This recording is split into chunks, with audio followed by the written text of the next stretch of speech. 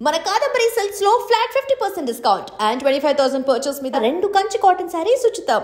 ఘోర రోడ్డు ప్రమాదంలో 8 మంది అక్కడికక్కడే చనిపోయినటువంటి దుర్ఘటన ఉత్తరప్రదేశ్ రాష్ట్రం బులంద్ షహర్లో జరిగింది. చాలా ఘోరం.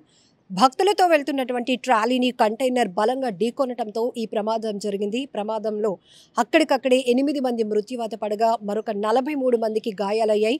హుటాహుటిన అక్కడ రెస్క్యూ కొనసాగింది. స్థానికంగా ఉన్నటువంటి హాస్పిటల్కి క్షతగాత్రులందరినీ కూడా తరలించడం జరిగింది. కాస్గంజ్ నుంచి రాజస్థాన్లోని గోగామేడికి ఈ భక్తులతో వెళ్తున్నటువంటి ట్రాలీని బలంగా కంటైనర్ ఢీకొట్టడంతో ప్రమాదం జరిగింది. ఈ మధ్య కాలంలో చూస్తున్నాం, భారీ వాహనాలు మృత్యువులా దూసుకొస్తున్నాయి. అతివేగం, ఫిట్నెస్ లేకపోవటం, నిర్లక్ష్యపు డ్రైవింగ్, మధ్యలో వాహనాలు నడుపుతూ ఉండటం ప్రధానమైన కారణాలుగా తెలుస్తోంది. మనకి సీసీటీవీ ఫుటేజ్లో రికార్డ్ అవుతున్న దృశ్యాలు కూడా అనేక ప్రమాదాలకు సంబంధించినటువంటి విజువల్స్ సోషల్ మీడియాలో చాలా వైరల్ అవుతున్నాయి. కొన్ని ఘటనలు చూస్తుంటే అయ్యో కొంచెం వేగం తగ్గించుకుంటే కనుక ప్రమాదం జరుగుండేది కాదు, లేకపోతే మద్యం సేవించి నడుపుండకపోతే ప్రమాదం జరుగుండేది కాదు, అయ్యో అసలు సంబంధమే లేనటువంటి వాహనాలని ఢీకొంటూ ప్రమాదాలకు కారణమవుతున్నటువంటి పరిస్థితులు కూడా చూస్తూ ఉన్నాం. రోడ్డు ప్రమాదాలు అనేటప్పటికీ ఈ మధ్య జరుగుతున్న వాటిలో హై స్పీడ్ అనేది ఒక ప్యాషన్గా మారిపోయింది ప్రతి ఒక్కరికి. అతి వేగం వద్దు, మీ ప్రాణాలకే ప్రమాదం, చాలా రిస్క్, మీతో పాటు మీ వాహనంలో ప్రయాణిస్తున్న వాళ్ళ ప్రాణాలు కూడా మీ బాధ్యత అని పోలీసులు ఎక్కడికక్కడ ఎప్పటికప్పుడు ఎంత నాలెడ్జ్, ఎంత హెచ్చరికలు జారీ చేస్తున్నప్పటికీ కూడా అవేమీ పట్టలేనట్టే. ఇప్పుడు ఈ ఘటనలో కూడా భక్తులతో వెళ్తున్నారు, ఒక ట్రాలీలో వెళ్తున్నారు, మినిమం స్పీడ్లోనే అది వెళ్తోంది ట్రాలీ, కానీ అట్నుంచి చాలా స్పీడ్గా వేగంగా వస్తున్నటువంటి కంటైనర్ ఢీకొనడం వల్ల అక్కడికక్కడే 8 మంది భక్తులు దుర్మరణం చెందినటువంటి బాధాకరమైన ఘటన. ఒక్కసారిగా వాళ్ళు గోగామేడికి వెళ్ళాలి అనుకున్నారు, కానీ ఈ మార్గ మధ్యలో జరిగినటువంటి ఈ రోడ్డు ప్రమాదం వల్ల ఒక్కసారి అందరూ షాక్లోనికి వెళ్ళిపోయారు. అసలు మేం బ్రతికే ఉన్నామా అని క్షతగాత్రులు, గాయాలతో బయటపడిన వారు కూడా అనుకునే పరిస్థితి ఉంది. ఎందుకంటే 2 వాహనాలు బలంగా ఢీకొన్నప్పుడు ఎలాంటి పరిస్థితి ఉంటుందో మనకు తెలుసు. జనరల్గా మనం బస్ యాక్సిడెంట్స్ని చూస్తూ ఉంటాం, లేకపోతే ద్విచక్ర వాహనాలు ఢీకొన్నటువంటి భారీ వాహనాలను చూస్తుంటాం, లారీలు, కంటైనర్లు.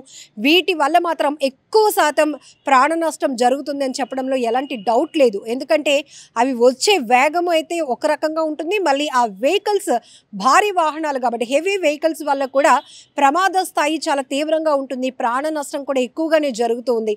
సో ఇక్కడ ఉత్తరప్రదేశ్లో జరిగినటువంటి ఈ ఘోర రోడ్డు ప్రమాదం వల్ల కూడా 8 మంది ప్రాణాలు పోగొట్టుకున్నటువంటి ఘటన. ఈ విషయం తెలిసిన వెంటనే అక్కడ స్థానికంగా ఉన్నటువంటి పోలీసులు కానీ స్థానికులు కూడా ఇమీడియట్గా రెస్పాండ్ అయ్యి అక్కడ రెస్క్యూ కొనసాగించారు. ట్రాలీలో ఆ ప్రమాదంలో ఇరుక్కున్న వారిని బయటకు తీసి గాయాలతో ఉన్నవారిని ఇమీడియట్గా పరుగులు పెట్టి మరి స్థానికంగా ఉన్న హాస్పిటల్కు తరలించడం జరిగింది. కొంతమంది పరిస్థితి కూడా చాలా ఇబ్బందికరంగా ఉన్నట్లు కూడా తెలుస్తుంది. ఏదేమైనా ఇలాంటి రోడ్డు ప్రమాదాలు ఆగాలి అంటే పోలీసుల చేతిలో ఎంతైతే రెస్పాన్సిబిలిటీ ఉంటుందో, సో వ్యక్తిగతంగా కూడా కొంత బాధ్యత తీసుకోవాల్సిన అవసరం ఉంది. సో ఇంటి నుంచి బయటకు వెళ్ళినప్పుడు మళ్ళీ మనం అంతే సేఫ్గా రావాల్సినటువంటి బాధ్యత ఉంది. ఎందుకంటే ప్రతి ఒక్కరి పైన వాళ్ళ కుటుంబ బాధ్యతలు ఉంటాయి. మనకేదైనా జరిగితే ఫ్యామిలీ ఏమైపోతుందని ఒక ఆలోచన ఉంటే ముందు స్పీడ్ తగ్గిపోతూ ఉంటుంది, లేకపోతే ఒకవేళ నిర్లక్ష్యంగా డ్రైవింగ్ చేయడం కావచ్చు, లేకపోతే ఈ వెహికల్ మంది కాదు కదా రెంట్కు నడుపుతున్నామని ఆలోచన కావచ్చు, ఇలాంటివన్నీ కూడా పోతూ ఉంటాయి. సో మరీ ముఖ్యంగా డ్రైవర్ అన్న అని ఎందుకు పిలుస్తామంటే చాలా రెస్పాన్సిబిలిటీ, చాలా బాధ్యత కలిగినటువంటి వృత్తి అది.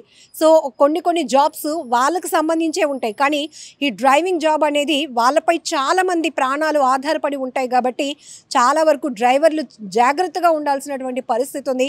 సో వ్యక్తిగత వాహనాలు నడిపే వాళ్ళు కూడా అతి వేగం, థ్రిల్గా ఉంటుంది స్పీడ్ అనేది, కానీ అది మనల్ని కిల్ చేస్తుంది అనే విషయం ఎప్పుడూ మైండ్లో రొటేట్ అవుతూనే ఉండాలి. మన బాధ్యతలు, స్టీరింగ్ పట్టుకున్నప్పుడు కూడా వెనకాతల ప్రయాణిస్తున్న వాళ్ళ బాధ్యతలు ఉండాలి. మీకేదైనా జరిగితే మీ ఫ్యామిలీ ఏమైపోతుందని ఒక ఆలోచన కూడా ఉన్నప్పుడు ఈ రోడ్డు ప్రమాదాలు మనం ఎక్కువగా కంట్రోల్ చేయగలుగుతాం.